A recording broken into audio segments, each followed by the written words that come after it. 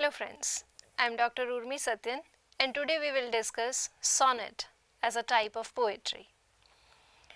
Poetry is a collective noun for poems. We can say that a collective body of poems is known as poetry. The poetic expression can be seen even in prose. Philip Sidney says that poetry is the first light giver and the first nurse that has charming sweetness. Wordsworth says poetry is the spontaneous overflow of powerful feelings recollected in tranquility. Coleridge says that poetry forces readers to willingly suspend their disbelief and constitute poetic faith. Matthew Arnold says poetry is simply the most beautiful, impressive and widely effective mode of saying things. Poetry teaches, preaches, instructs and educates the readers. So with this fundamental understanding of poetry, let us discuss the forms of or types of poetry. Epic, lyric, lyrical ballad, ode, elegy, sonnet and haiku are the major types of poetry. Today we will discuss about sonnet. The word sonnet comes originally from the Italian word sonetto, which means sound.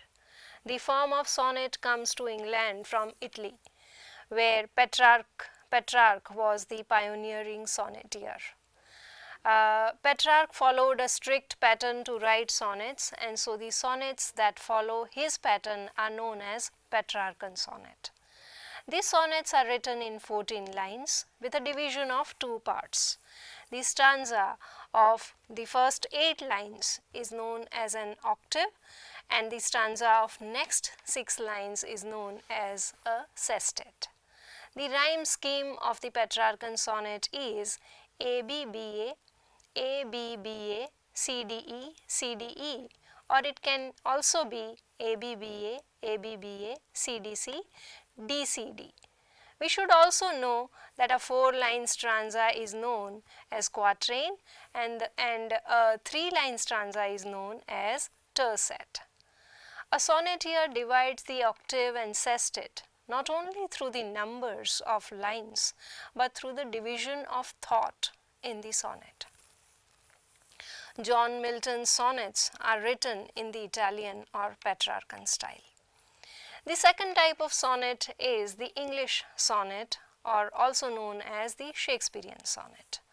These sonnets were also written under the impression of the Italian sonnets but with slight variation. Sir Thomas Yat and Earl of Surrey are considered the predecessors of English sonnets. The rhyming scheme of these sonnet is ABAB, CD, EF, GG. As is seen in the rhyming scheme, there are 3 quatrains and a couplet. In this sonnet, the last 2 lines, that is the couplet, create a feeling of completeness of the thought or idea in the subject. The third type of sonnet is the Spenserian sonnet. Edmund Spenser's sonnets differ from the Shakespearean sonnets based on the rhyming scheme. Spenserian sonnets have an interlinking rhyming scheme. It is ABAB, BC, CD, EE. A common feature in most of the sonnet is the use of volta. We know that a sonnet explores a single thought, a single argument or feeling or action. The same single thought gets distinctiveness with a volta, which means a turn, a kind of shift in the flow of the thought or mood or action of the poem.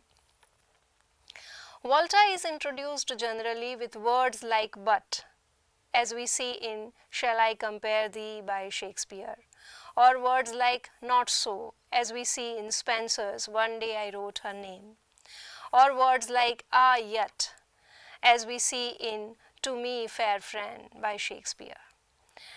There can be many other words or of exclamations or astonishment that can create a volta effect in sonnet.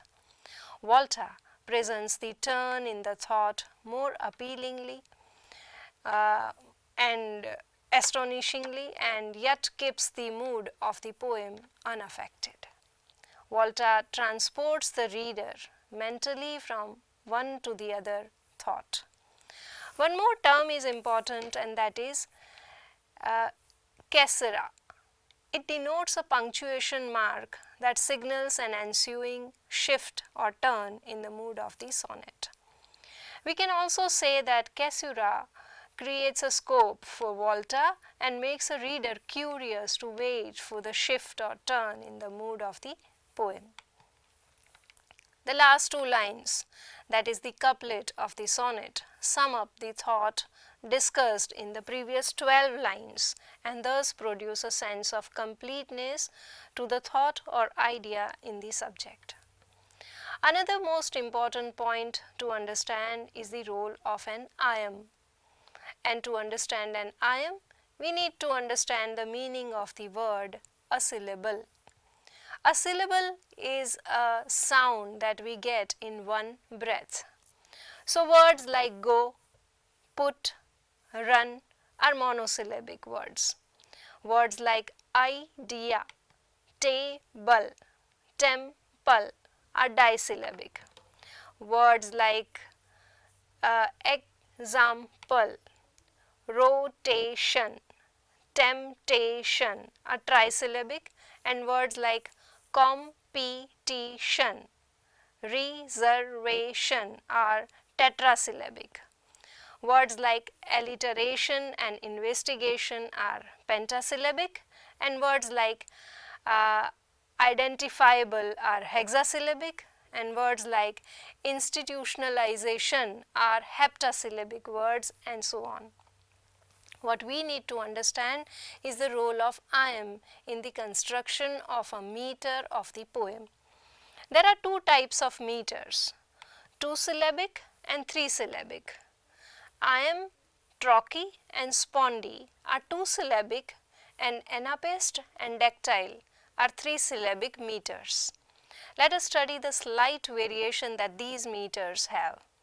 An iamb is made up of two syllables, and in these two syllables, the first syllable is unstressed and the second syllable is stressed. The stress is decided as per the intonation of the sentence. As for example, I saw eagles leaving the land. Here the first syllable is unstressed and the second is stressed. So we can say this is iambic meter.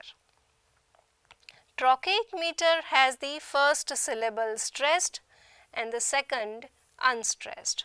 As for example, say one, ravens flattered their wings. And a spondaic meter has both the syllables stressed. For example, bye bye blackbird. Anapest meter has three syllables.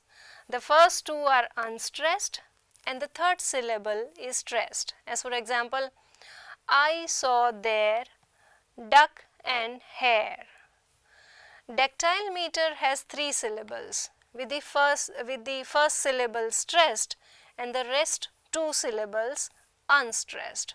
As for example, let me see, silent bee. Dear students, these examples are written just for the primary understanding of the stressed and unstressed syllables and their role in metrical composition. Each cluster with two or three syllables is called a foot. If any poem has only one iamb in every line, it is called as an iambic monometer poem. If every line of the poem has two iambs, it is called diameter poem. Similarly, 3 iambs make trimeter, 4 iambs make tetrameter, 5 iambs make pentameter, 6 iambs make hexameter, 7 make heptameter, and 8 make octameter, and so on. Generally, Sonnets are written in iambic pentameter. Let's see Edmund Spenser's sonnet number 75 from Amoreti, which is written in iambic pentameter. One day I wrote her name upon the strand, but came the waves and washed it away. Again I wrote it with a second hand, but came the tide and made my pen his prey. We can see iambic pentameter also in the Shakespearean sonnets. For example, shall I compare thee to a summer's day? Thou art more lovely and more temperate. A sonnet is a poem with an interesting metrical construction. A wave-like rhyming scheme makes its recitation more melodious and euphonious. I am sure you will enjoy reading, reciting or murmuring a sonnet in your pensive mood. That is it for today. Bye for now.